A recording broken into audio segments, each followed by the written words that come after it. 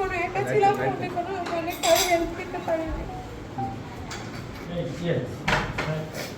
আমার বিশ্বাস করেন কোনো এক্সপেক্টেশন নাই কিছু ভাইরাল হোক, কিছু না হোক।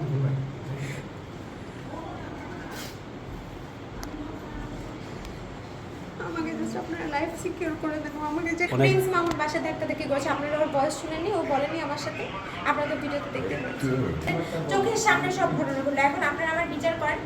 আপনারা দেখছেন কিভাবে এসে আমার গেটের মধ্যে নক করে আমাকে কিভাবে হ্যারাস করে গেছে, আমার দেখে ভয় দেখে এরকম করে, আর এখন আমাকে মারতে আসছে এরকম বহুবার।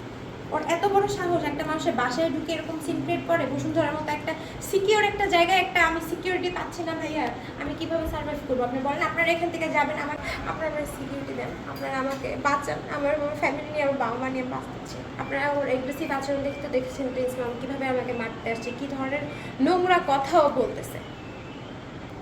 আমি না লাইফে কোনো সিকিউরিটি পাচ্ছি না ভাইয়া, আমি আমার নিজের বাসায় সিকিউরিটি পাচ্ছি।